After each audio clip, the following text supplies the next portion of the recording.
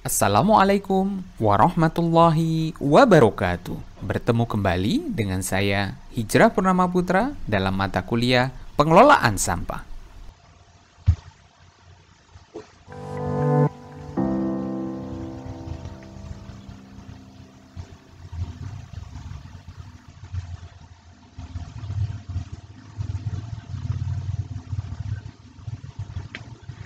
Pada video yang kedua kali ini, kita akan bahas tentang biaya pengolahan sampah. Apa saja ya yang terkait dalam biaya pengolahan sampah ini? Aspek pembiayaan apa saja yang perlu dihitung tentunya menjadi pertanyaan kita bersama. Tentunya kita harus urut ya, yang akan mengikuti alur pengolahan sampah sejak dari sumber hingga berakhir di TPA. Nah, teman-teman semuanya sudah mendesain mulai dari pewadahan, pengolahan di sumber, pengumpulan, kemudian ada aktivitas yang ada di sana misalnya TPS atau TPS 3R, kemudian ada pengangkutan, ada TPST ataupun ada TPA. Nah, ini adalah satu persatu yang akan kita rinci pada materi kali ini. Bagaimana menghitung kebutuhan biaya yang dibutuhkan dalam sistem pengolahan sampah. Yang pertama adalah terkait dengan pewadahan. Kita asumsikan bahwa pewadahan ini akan masuk dalam pembiayaan. Walaupun secara realnya adalah pewadahan yang ada di rumah-rumah akan menjadi tanggung jawab dari pemilik rumah tersebut. Dan biasanya di perkotaan, pewadahan-pewadahan yang ada di tempat umum akan menjadi tanggungan dari pemerintah daerah. Nah, untuk wadahnya berarti perlu dicari harga tentunya ya, untuk masing-masing kapasitas yang sudah direncanakan. Yang akan dipengaruhi oleh bentuknya, jenis bahannya, volumenya. Ini akan mempengaruhi harga yang digunakan. Jadi ukuran sangat tergantung dari desain yang sudah dibuat. Kemudian ukuran tersebut perlu dicari tahu berapa harga yang ada. Jadi aspek pembiayaannya adalah pembelian wadah, kemudian yang perlu dipertimbangkan adalah perawatan wadah tersebut.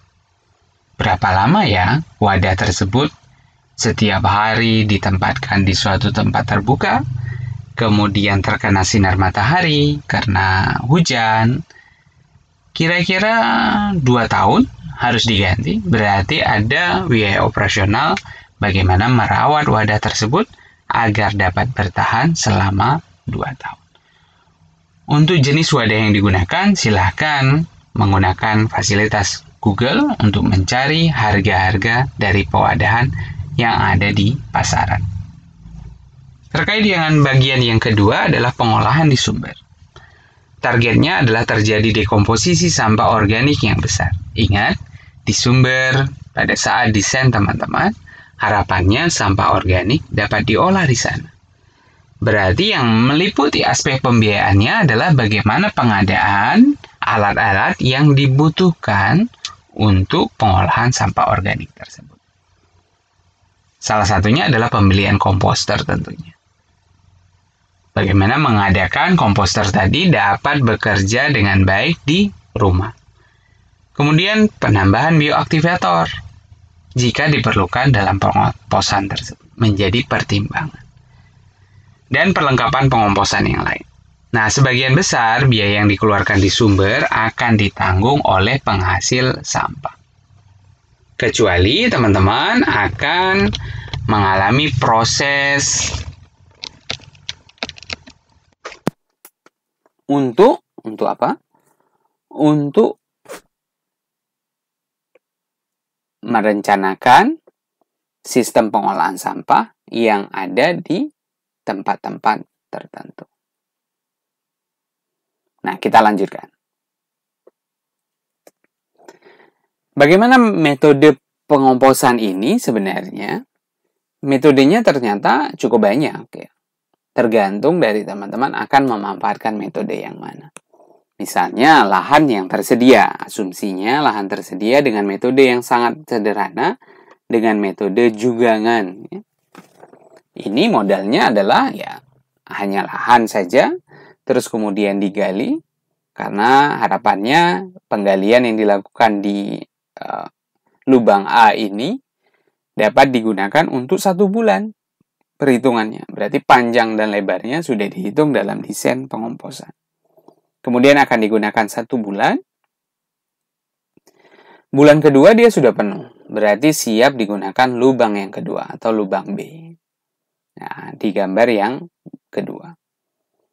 Nah, di sini komposnya artinya sampah-sampah sisa organik dari rumah dimasukkan ke sana.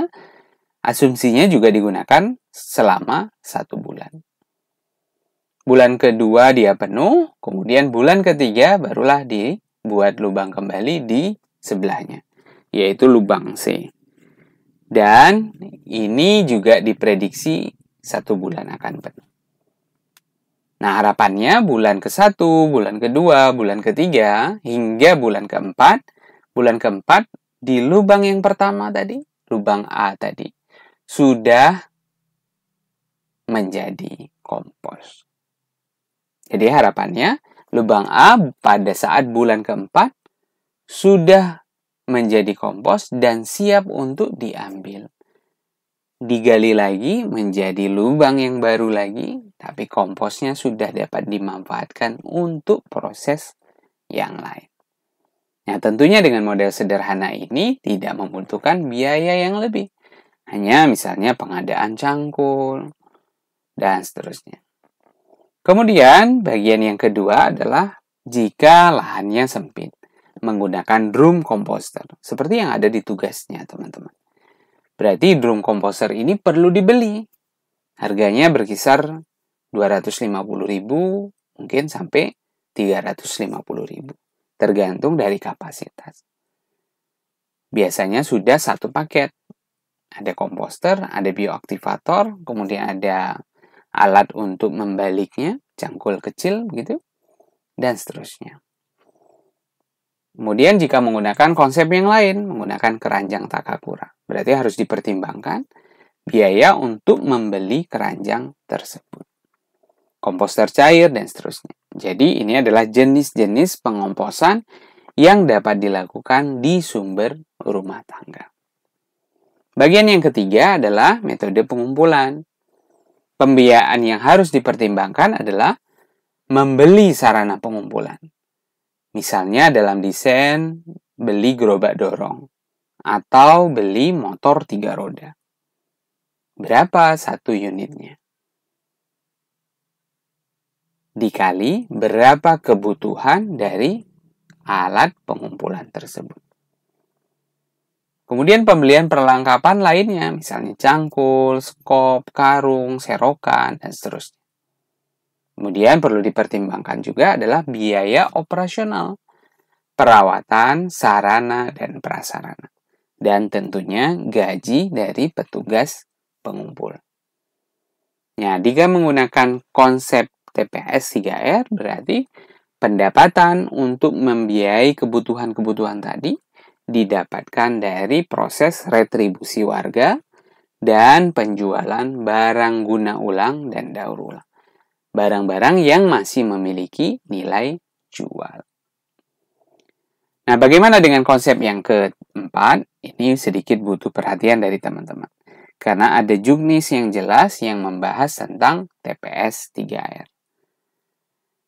Terkait yang pertama adalah hubungannya dengan investasi, ya. Lahan, konstruksi, pengadaan alat, dan bahan yang sudah dihandle oleh kementerian lewat program pengadaan TPS 3R yang pembiayaannya di angka 400 sampai 600 juta rupiah.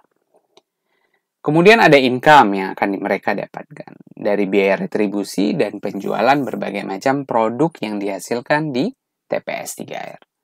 Ada kompos, ada barang-barang produk daur ulang, ada barang lapak, sampah-sampah bernilai jual, dan seterusnya. Ada biaya operasional dan maintenance, ada gaji operator, ada alat dan bahan, dan seterusnya. Nah, kita akan coba lihat. berdasarkan perhitungan biaya operasional dan pemeliharaan TPS 3R tahun 2017. Ini adalah beberapa data dasar operasional untuk perencanaan. Biaya operasional atau biaya operator 1 juta sampai dengan 3.500.000 per bulannya. Biaya perawatan 1-5% dari biaya perencanaan. Di sini dipilihlah di angka di tengahnya yaitu 3% per tahun. Jumlah operator di TPS 3R menyesuaikan dengan kegiatan yang ada di TPS 3R tersebut. Biasanya sih 2-4 orang cukup ya. Kemudian konsumsi bensin sepeda motor angkut biasanya dengan daya jelajah 400 kk per orang per hari, per lokasi per hari, itu butuhnya adalah 2 liter per unit per hari. Konsumsi bahan bakar untuk mesin pengerajang, mesin pengayak, mesin pres, itu adalah 3 liter per unit per hari. Katakanlah harga bensin pada saat itu perencanaannya adalah 6.500. Namun kan harganya ini fluktuatif ya. Harga solar adalah 5.150. Contoh biaya listrik ada Rp1.342,98 per kWh-nya. Contoh daya pompa air adalah 0,15 kW. Contoh daya lampu penerangan adalah 0,2 kW. Contoh daya komputer adalah 0,5 kW. Nah, wilayah perencanaannya adalah 400 kk. Jika dihitung dengan asumsi 4 jiwa per kakak, didapatlah 1.600 jiwa. Volume sampah yang diangkut dapat dihitung sehingga ketemu 5 meter kubik per hari. Kapasitas motor angkut 2,5 meter kubik. Kemudian jumlah motor dibandingkan dengan volume sampah dan kapasitas motor, didapatlah jumlah motor untuk mengangkut sampah tersebut sebanyak 2 unit. Kebutuhan operator total direncanakan berdasarkan 1 unit motor membutuhkan minimal 2 operator. Ada 1 yang bawa, 1 yang naik turun untuk memindahkan sampah. Nah, kebutuhan bensin yang direncanakan, jika 1 unit tadi menggunakan 2 liter bensin, berarti sehari akan butuh 4 liter bensin. Nah, kalau digaji, biaya operator tadi 4 orang per bulan dengan asumsi 1 juta per orang per bulannya, berarti ketemu biaya gajinya adalah 4 juta per bulannya. Perhitungan kebutuhan biaya operasional motor ini terdiri dari kebutuhan bensin 4 liter dikali biaya bensinnya 6.500 dikali 26 hari kerja. 4 harinya libur, hari Minggu. Jadi kebutuhan untuk bensin adalah 653.000 per bulannya. Kebutuhan untuk perawatan dari biaya operasional pengangkutan tadi adalah 3% per tahun. Nah, diasumsikan harga motor angkut tadi adalah 25 juta.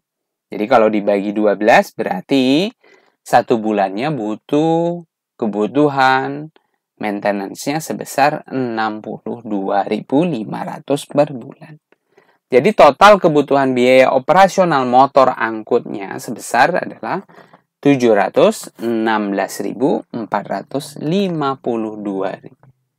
rupiah per bulannya. Nah, bagaimana menghitung kebutuhan biaya pengolahan sampah ya? Jadi dihitunglah berdasarkan kebutuhan bahan bakar mesin. 3 liter per hari tadi dikali dengan 5.150 harga solar dikali 26 hari. Didapatlah 401.700 rupiah per bulannya. Kebutuhan biaya maintenance atau perawatan dari mesin tersebut juga direncanakan adalah 3% per tahun. Jadi kalau biaya investasi mesin tersebut adalah 29.950.000 rupiah, dibagi 12 bulan diketemukanlah biaya maintenance-nya sebesar 74.875.000 rupiah per bulan. Jadi total biaya pengolahan sampahnya adalah 476.575 rupiah per bulannya. Kita akan lihat kelanjutannya bagaimana ya. Ini untuk perhitungan kebutuhan air dan listrik. Satu hari untuk pompa ketemu 0,15 kW. Dikali 26 hari, dikali dengan rupiah per kWh-nya.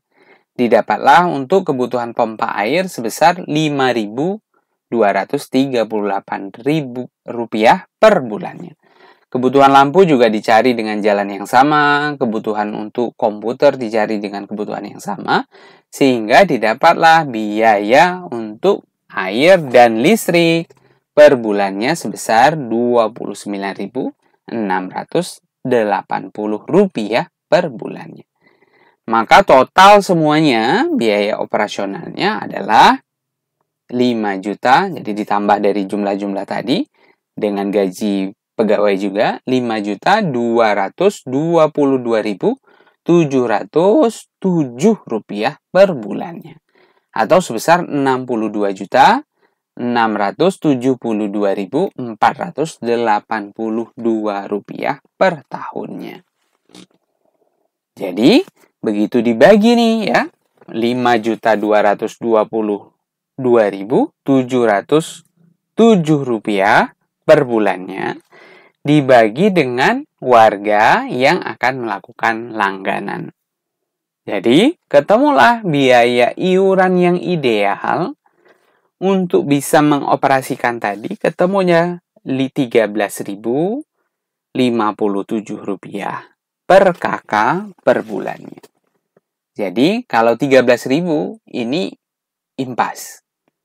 Biaya operasional dapat tertutupi. Kalau dibiayai 15.000 berarti ada angka hampir ya Rp2.000 per bulannya yang dapat di-save, yang dapat disimpan untuk kebutuhan operasionalnya. Nah, bagian yang kelima adalah stasiun peralihan antara ya. Ini membutuhkan biaya investasi sebesar 2-3 miliar. Biaya konstruksi, biaya pengadaan sarana prasarana, kemudian alat untuk mereduksi volume. Ini kita lewat, nanti teman-teman bisa membacanya sendiri, karena dalam bagian perencanaan kita kali ini tidak mendesain bagian SPA. Namun ini menjadi pengetahuan wawasannya bahwa harus dihitung juga kebutuhan setiap alat komponen per komponen dan biaya penanganan sampah. Sehingga ketemulah biaya operasional per ton sampah yang masuk, sehingga dapat berjalan, dapat dihitung pengelolaannya. Nah, semuanya itu sebenarnya dari Kementerian PU sudah dibuat dalam suatu formulasi. Walaupun banyak perdebatan, banyak penyesuaian di sana. Tapi ini menjadi sebuah terobosan yang cukup baik rasanya. Ada formulasi yang disebut sebagai perhitungan pemuda super. Jadi perhitungan tersebut digunakan pertama untuk menghitung kebutuhan infrastruktur. Misalnya menghitung kebutuhan gerobak, kebutuhan truk, kebutuhan TPS 3R untuk macam-macam jenis kotanya, dan kebutuhan TPA sampah. Dengan menggunakan hanya satu faktor saja, yaitu faktor jumlah penduduk. Jadi, misalnya akan menghitung gerobak sampah di tahun 2040 misalnya. Tinggal memasukkan rumusnya 5 kali 10 pangkat min 4 dikali dengan jumlah penduduknya. Untuk menghitung kebutuhan gerobak sampah. 1,083 kali 10 pangkat min 4 dikali dengan jumlah penduduknya. Ketemulah jumlah truk yang dibutuhkan. Begitu seterusnya sampai ketemu berapa hektar. Sangat simpel sekali. Rumus ini bisa menggantikan tugas kita 1 semester. Makanya disampaikan di akhir. Karena banyak permisalan-permisalan. Jadi dari rumus perhitungan kenapa ketemu angka ini sudah dihitung sedemikian rupa oleh tim yang bekerja dengan menggunakan berbagai macam asumsi yang ada di lapangan selama ini, sehingga faktor pengalinya hanya jumlah penduduk. Tidak hanya kebutuhan infrastruktur, tapi juga biaya untuk investasi. Sudah dihitung semuanya dengan menggunakan tetap faktor yang sama, yaitu jumlah penduduk. Biaya operasional juga begitu. Perlu dihitung dan juga dibuat sangat simpel sekali, yaitu dengan mengalikan dengan jumlah penduduk. Nah, ini menjadi perhatian kita bersama sebagai wawasan. Teman-teman sudah menghitung dengan model manual, dengan konsep manual tadi, sehingga akan terbentuk pola pikir. Nah, silakan menghitung dengan model yang ini, dengan menggunakan rumusan-rumusan sederhana ini, untuk meng-cross-check kembali. Meng-cross-check kembali hitungan-hitungan yang ada. Cocok nggak ya gerobak sampah yang kemarin saya hitung, kemudian saya hitung dengan model ini? Ketemu tidak ya jumlah yang sama? Nah, mudah-mudahan akan membawa inspirasi baru buat teman-teman untuk memudahkan sistem perhitungan yang ada. Nah, mudah-mudahan materi kali ini dapat dipahami dengan baik dan kita dapat mengikuti ujian akhir dengan baik pula. Dan mudah-mudahan teman-teman semua diberi kemudahan untuk proses belajar sehingga mendapatkan hasil yang maksimal sesuai dengan usahanya masing-masing. Terima kasih dari saya dan mohon maaf jika dalam satu semester ini banyak sekali kekurangan-kekurangan yang ada dari segi penyampaian, dari segi materi, dan seterusnya. Mudah-mudahan kita semua diberikan kesehatan, diberikan semangat, sehingga dapat melewati proses ini dengan baik pula. Wabillahi taufiq wal hidayah. Wassalamualaikum warahmatullahi wabarakatuh.